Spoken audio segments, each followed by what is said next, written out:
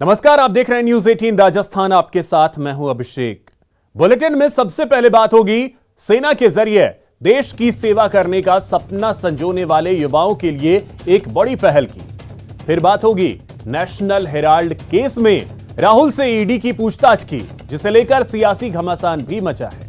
और आखिर में बात जयपुर में बेरोजगारों के हल्ला बोल की। इन खबरों के साथ और भी खबरों पर विस्तार से बात करेंगे, लेकिन सबसे पहले एक नजर प्राइम 25 पर। पीएम नरेंद्र मोदी ने सभी विभागों और मंत्रालयों में मानव संसाधन की स्थिति की समीक्षा की और निर्देश दिया कि सरकार द्वारा अगले 1.5 साल में मिशन मोड में 10 लाख लोगों की भर्ती की जाए। केंद्र सरकार मंगलवार को रक्षा बलों के लिए अग्निपथ भर्ती योजना की घोषणा की। इसके तहत सैनिकों को सिर्फ 4 साल के लिए भर्ती किया जाएगा। इस योजना के तहत इस साल करीब 46,000 की भर्ती की जाएगी। अपने महाराष्ट्र दौरे के दौरान पीएम मोदी पुणे पहुंचे, जहां संत तुकाराम शिला मंदिर का लोकार्पण किया। इस दौरान उन्होंने संत तुकाराम मंदिर में संत तुकाराम महाराज के दर्शन किए, साथ ही संत तुकाराम शिला मंदिर का लोकार्पण भी किया। पश्चिम बंगाल की मुख्यमंत्री ममता बनर्जी ने दिल्ली में एनसीपी प्रमुख शरद पवार से उनके घर पर जाकर मुलाकात की। सूत्रों से पता चला है कि इस दौरान दोनों नेताओं ने राष्ट्रपति चुनाव पर चर्चा की है। यह बैठक करीब 20 मिनट तक चली। स्विट्जरलैंड के जिनेवा में चल रहे विश्व व्यापार संगठन सम्मेलन में भारत ने खाद्य सुरक्षा को लेकर विकसित देशों की नीतियों के खिलाफ आवाज उठाई है। कोरोना प्रबंधन पर भी नाराजगी जताई। मूसेवाला हत्याकांड में पटियाला हाउस कोर्ट ने पंजाब पुलिस को लॉरेंस बिश्नोई को औपचारिक रूप से गिरफ्तार करने की अनुमति दी, जिसके बाद पंजाब पुलिस ने लॉरेंस को अपनी कस्टडी में लिया। पंजाब पुलिस को लॉरेंस बिश्नोई की ट्रांजिट रिमांड मिल गई है।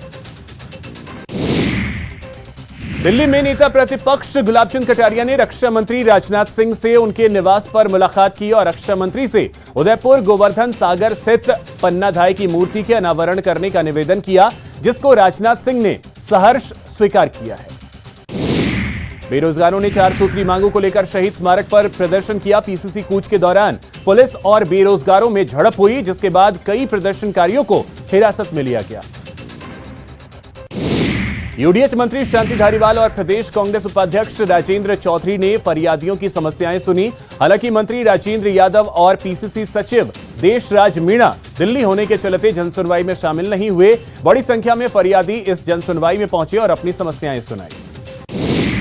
जयपुर में थार गाड़ी से स्टंट कर रहे युवकों को दूसरी कार में सवार युवकों ने टोका, तो स्टंट करने वाले युवकों ने कार सवारों को दौड़ाया। जब कार सवार युवक अपनी जान बचाने के लिए एक पीजी में घुस गए, तब थार सवार युवकों ने पीजी में उत्पात मचाया और वहां सो रहे मुकबधिर बच्चों को डंडों से पीटा। प्रतापगढ़ के रतलाम रोड पर पानड़िया गांव के पास एक बेकाबू कार गुमटी में जा घुसी। हादसे में एक व्यक्ति की मौत हो गई, जबकि 2 लोग गंभीर रूप से घायल हो गए। अलवर में एक घर में भाई बहन में किसी बात को लेकर विवाद हो गया। दोनों के बीच हाथापाई शुरू हो गई, जिसे रोकने के लिए माता पिता आगे आए। बेटे ने गुस्से में पिता को धक्का मार दिया। पिता सीढ़ियों से गिर गए और अस्पताल में इलाज के दौरान दम तोड़ दिया। चित्तौड़गढ़ के भदेसर थाना के नाहरगढ़ गांव में सोमवार रात को 2 भाइयों के परिवार में नाली विवाद को लेकर खूनी संघर्ष हुआ, जिसमें दोनों परिवारों के 7 लोग घायल हो गए। हनुमानगढ़ टाउन के भूमपुरा गांव में पुत्र ने अपनी मां के साथ मिलकर अपने पिता की धारदार हथियार से हत्या कर दी और हत्यारे मां बेटे मौके से फरार हो गए। पुलिस उनकी तलाश कर रही है। उदयपुर के मिराज मल्हार अपार्टमेंट की 5वीं मंजिल से गिरकर एक 3 साल के बच्चे की मौत हो गई। बीती रात खेलते खेलते बच्चा खिड़की से नीचे गिर गया। बच्चा अपनी नानी के घर उदयपुर आया था। बच्चे का नाम मार्मिक जैन बताया जा रहा है, जो हैदराबाद का रहने वाला था। बीकानेर में आबकारी विभाग के तानाशाहपूर्ण रवैये से नाराज शराब दुकानदारों ने राजस्थान स्टेट वेबरेज कॉरपोरेशन लिमिटेड के गोदाम पर ताला जड़ दिया। दुकान संचालकों का विरोध है कि समय पर शराब की आपूर्ति नहीं की जा रही है।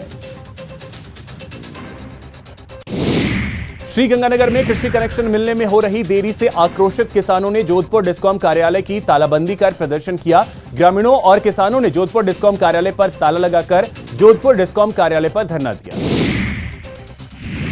मौलाना नदीम अख्तर के सोशल मीडिया पर वायरल हो रहे बयान के विरोध में बूंदी में हिंदू संगठनों ने कलेक्ट्रेट पर प्रदर्शन किया। वीएचपी बजरंग दल के कार्यकर्ताओं के साथ बीजेपी कार्यकर्ताओं ने जुलूस निकाला और कलेक्ट्रेट पर नारेबाजी की।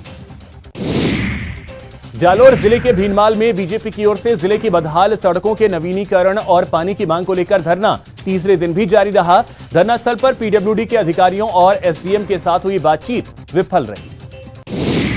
सोने और चांदी की कीमत एक बार फिर फीकी पड़ गई है। जयपुर में लगातार 2 दिन से सोने चांदी के भावों में गिरावट दर्ज की गई है। आज सुबह सर्राफा बाजार खुलते ही सोने में 1150 और चांदी में करीब 1250 की टूट दर्ज की गई।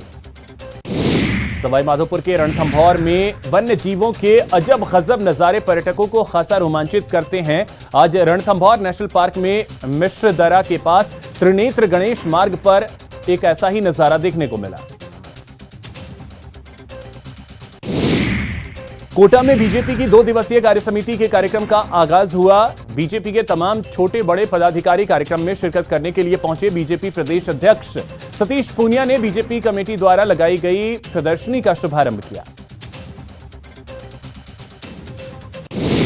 जयपुर के टूरिज्म को पटरी पर लाने की तैयारी जोरों से चल रही है। आमिर महल, अल्बर्ट हॉल के बाद पुरातत्व विभाग अब हवा महल स्मारक और जंतर मंतर को भी रात में खोलने की तैयारी कर रहा है। अमरनाथ गुफा में मंगलवार को ज्येष्ठ पूर्णिमा पर प्रथम पूजा हुई। साधु संत और विद्वानों ने हवन और आरती कर पवित्र हिमलिंग की पूजा अर्चना की। इसमें अमरनाथ श्राइन बोर्ड के मुख्य कार्यकारी अधिकारी नितेश्वर कुमार के साथ बूढ़ा अमरनाथ यात्री न्यास के पदाधिकारी भी शामिल हुए।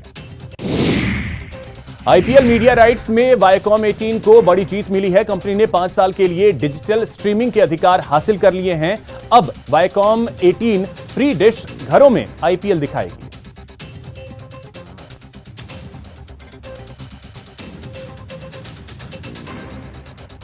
और